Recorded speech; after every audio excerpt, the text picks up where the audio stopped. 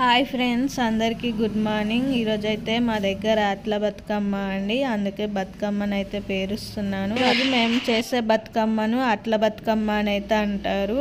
మా దిక్కు 2 బతుకమ్మలే చేస్తామండి, అట్ల బతుకమ్మ, సద్దుల బతుకమ్మ అని 2 రోజులు బతుకమ్మ పండుగ అయితే జరుపుకుంటాము. బతుకమ్మ మొత్తం చేసుడు కంప్లీట్ అయిన తర్వాత అయితే ఇలా వాటర్తో అయితే చల్లి మంచిగా ముగ్గు అయితే పెట్టుకుంటాము.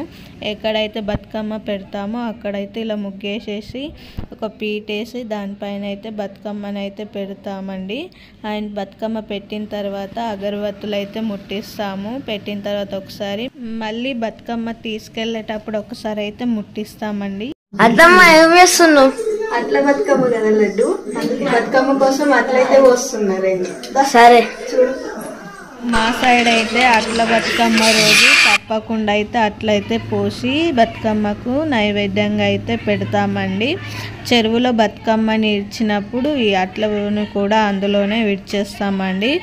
బతుకమ్మకు నైవేద్యంగా చేస్తాం. తప్పకుండా అయితే ఇవి చేయాలని మా అత్తయ్య అయితే చెప్పింది. అందుకే కొద్దిగా గోధుమ పిండి తీసుకొని అందులో చక్కెర కలిపి ఇలా అట్లు పోసి బతుకమ్మకు నైవేద్యంగా పెడతాం.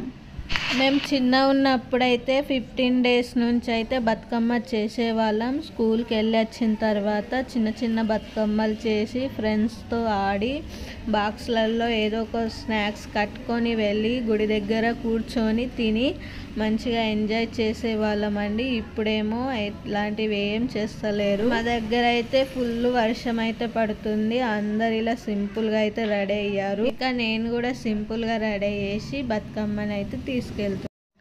బతుకమ్మ ఆడుతున్నప్పుడు అయితే వర్షం అయితే పడ్డదండి. ఆయన కొద్దిసేపు అయితే ఆగి మళ్ళీ స్టార్ట్ అయితే చేసాం బతుకమ్మ ఆడడం. ఈసారి అయితే ఎక్కువ అయితే ఆడలేకపోయాం వర్షం కారణంగా. కొద్దిసేపు ఆడేసి తీసుకెళ్ళి అయితే చెరువులో విడిచిపెట్టి వచ్చేసాం. అంతే ఫ్రెండ్స్, ఇవాళ వీడియో. Please subscribe.